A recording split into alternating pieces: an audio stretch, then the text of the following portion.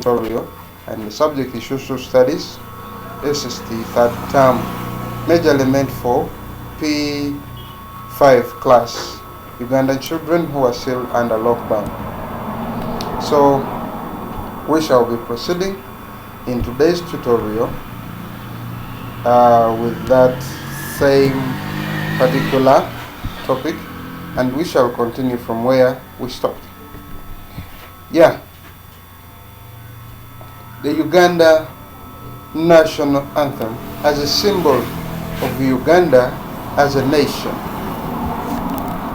The National Anthem, our country's national anthem was sung for the very first time on the 9th of October in 1962 when Uganda gained her independence. This is when Uganda got her independence, and before Uganda got her independence, the British anthem was always sung on every occasion and every function that would take place in Uganda. And below is the Uganda National Anthem. This is the lyrics or the writings of the Uganda National Anthem. My sound is not very good today, but if possible, I will help you go through these 3 stanzas here. But during your free time, you will spare time, read through, and see how this anthem goes. Like the very first stanza, I will just read for you. It goes like, O Uganda, may God uphold thee.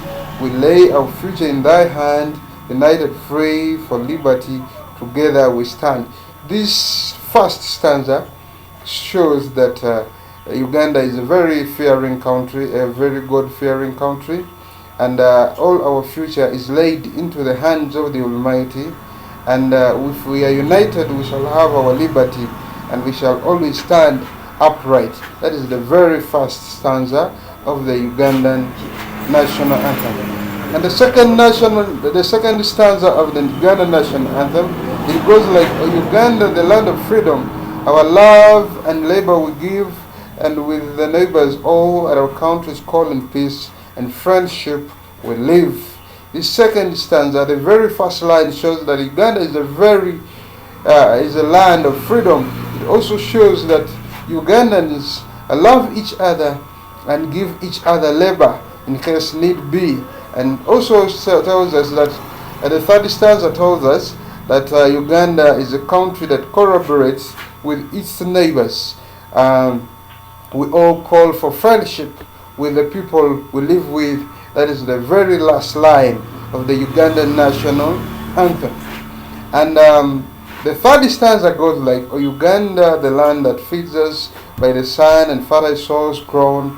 For our own dear land we shall always stand, the pearl of Africa's crown. And this, if I'm to explain this very third stanza, it tells us that Uganda is our land that feeds us by the sun. We grow our plants on the very fertile soils, and then our dear land feeds us, and we shall always stand. Remember, Uganda is a pearl of Africa, and we shall always hold that crown as a pearl of Africa. Going next, the messages that we learn from these 3 stanzas. I'm going to explain to you here in details. The very first stanza, Uganda, it shows that Ugandans are God-fearing people. It also shows that Ugandans are united people. It shows that Ugandans have freedom. Those are the messages that we depict from the very first stanza. Then when we go to the second stanza, it shows that Ugandan people have freedom. It also shows that Ugandans are friendly to their neighboring countries, that is, say, Kenya, Tanzania, Burundi, South Sudan, and some other countries like DRC. It also shows that Ugandans are ready to provide labor if need be. If they are called to do so, they can provide labor. Then the third stanza, it tells us that Ugandan has fertile soils for agriculture and farming in general.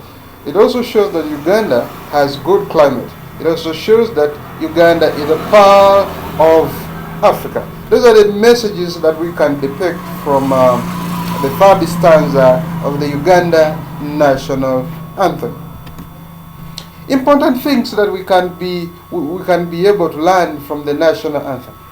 In which way do people of Uganda respect the Ugandan national anthem? One, by standing upright.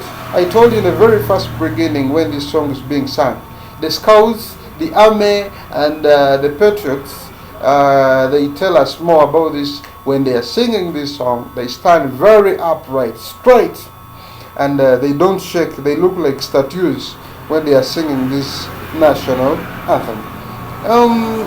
The disabled who can't stand, who can't raise upright, they do raise their hand while seated. You put up your hand upright to show respect to the Uganda national anthem. Occasions at which the Uganda national anthems are sung, parades, school assemblies, when schools are at assemble, they sing this national anthem. On the Independence Days, in fact, when they are celebrating the Ugandan Independence Day at Kololo Airstrip, this song is sung. When opening the parliamentary occasions, when opening the parliamentary occasion, they sing this song. Another one, on importances of the Uganda national anthem. Importances of the Uganda national anthem. It is a symbol of a nation. It is also a symbol of independence. It is also a symbol. It is also a symbol of identification. It promotes unity among people. It also expresses love for our country and patriotism. Yeah. What are the similarities between the Ugandan motto and the Uganda first verse? The similarities within the Ugandan motto and the first verse of the Ugandan national anthem. Both show that Uganda is a God-fearing country. Another guiding question: why should Ugandans stand upright when the national anthem is being sung? Ugandans stand upright while singing the Ugandan national anthem to show respect for their nation.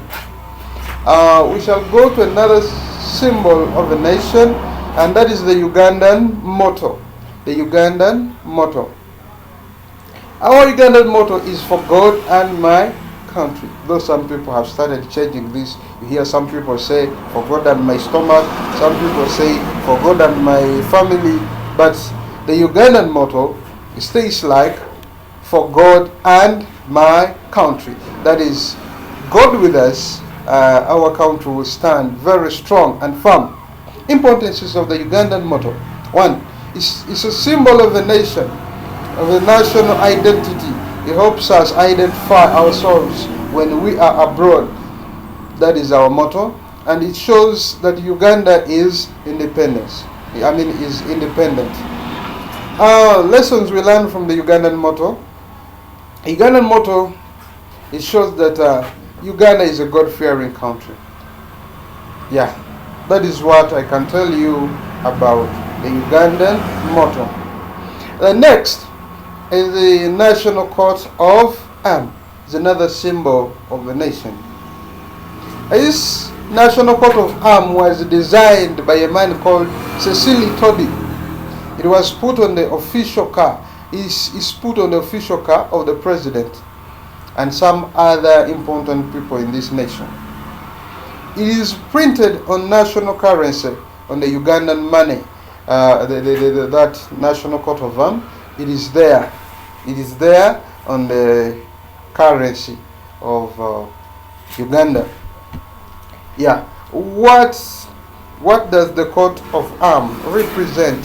What does the coat of arms represent? It represents political, cultural, and socio-economic aspects of the country. The national coat of arms represents cultural, social, and economic aspects of a country. That is what the coat of arms represents. And these are the features. These are the features of the Uganda national coat of arms. If you see here is a shield. A shield. I will be explaining to you the features and the importance of each feature on this coat of arms. What you're seeing there is a shield. Is a sign of defense and self-defense and protection. If you see up here, there are some spears. There are some spears in the shield. They also symbolize security, our security. Then here is a crescent crane. It's a national emblem. Like I explained in a previous tutorial, I told you the importances of the national emblem. Then amidst the shield, we have the sun. The sun, it shows abundance of sunlight and the vegetation cover, the climate of Uganda. Then we have a drum. It's a symbol of communication and traditional communication, music, dance, and drama, all that is within that. Then we have the blue strips coming from the ground going upwards, the minerals and the water bodies in Uganda. Then we have here the cotton you're seeing here. The cotton you're seeing there, it shows Ugandan cash crops. Then this side we have the coffee. It's also Uganda's major cash crop. This side we have the cob. The cob shows Uganda's wildlife. Then down here is Ugandan motto, which shows that for God and my country, like I've just explained to you in the previous slide. Now we're going to talk about one by one. The crescent crane symbolizes that Uganda is a peaceful nation. Ugandans are peaceful people, humble people, gentle people, and all that. Then the cob symbolizes wildlife, like I explained in the features in the previous slide. The drum represents traditional means of communication. It also represents culture. The shield and the spears, traditional weapons of protection. And then the blue strips in the show, they show the lakes and rivers, among others.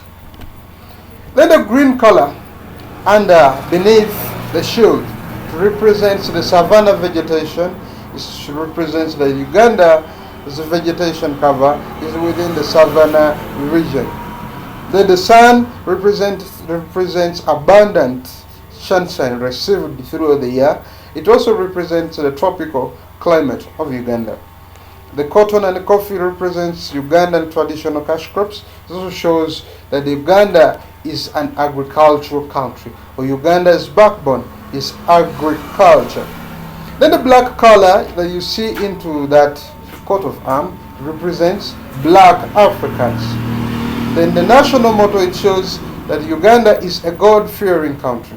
Importance of the Ugandan national coat of arms, it symbolizes that Uganda is an independent nation. It's also a symbol that Uganda is a nation.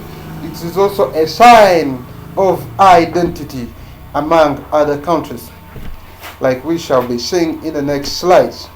Other things that show that Uganda is a nation. One, the national language. Uganda's national language, a language commonly spoken majorly of the people in Uganda. A national language symbolizes that Uganda is a nation or a state. Then another importance, the importance of a national language. The importance of a national language. It promotes trade. Yes, when traders are trading, of course, they have to communicate. It also promotes easy communication. You can communicate to people. It also creates unity among people. You know, people can't unite when they don't have a uniting factor. So the uniting factor is communication, talking to each other. It eases unity among people. Then another symbol of Uganda as a nation is a capital city. For a country to be recognized as a state or a nation, it should have a capital city, and it serves as the administrative center, the commercial center, and communication center, and education center. And the capital city of Uganda is Kampala. Then another symbol of Uganda as a nation is the Independence Monument. Another symbol of Uganda as a nation is the Independence Monument. That thing you're seeing there is the Independence Monument. We shall look at the details of this Independence Monument. You're seeing there's a woman who is wrapped here. She's tied up. She's tied up, but up she's carrying a baby who is free, who is raising the hands up. That is the Independence Monument. Features on this Independence Monument. There's a child. Our child represents a new nation was born. A new nation was born on that very day when Uganda got her independence. It was designed by a man called Grigory Maloba. Maloba is the man who designed this Independence Monument, and it was unveiled by Dr. Milton Obote, who was the very first Prime Minister of Uganda. And importance of the National Monument, it is a sign of independence. That is what I can give about the Independence Monument. Then the national currency, as I wind up this tutorial, the national currency, Uganda's currency, is the Ugandan shillings. The Ugandan shillings. Then we have a guiding question here. What is money? Money, according to me and according to my references, money is anything that acts as a medium of exchange. The characteristics of money and what does good money need to be. It should be portable. You can't make money. You can't make money which is very bulky and able to carry. It should be portable. It should be divisible into smaller denominations that even the poor can be able to have that money. And it should be valuable. It should be acceptable. Yes. Then we have question 1. What is the use of money? What is the use of money? As I wind up this tutorial, I'll be winding up this tutorial within that. Then the next tutorial I will be taking you through democracy.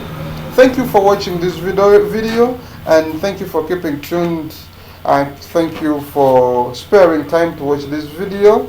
I'll be proceeding from there the next tutorial, and I'll be beginning with democracy. Remember, we are still under lockdown, and this is a COVID area. Please remember to wash your hands, sanitize if you have sanitizer, and if you don't have all that, please use soap to wash your hands, because COVID is real and COVID still kills. Thank you for watching this video, and thank you for following my videos on YouTube. I remain Teacher Friday, your teacher of social studies and English in particular.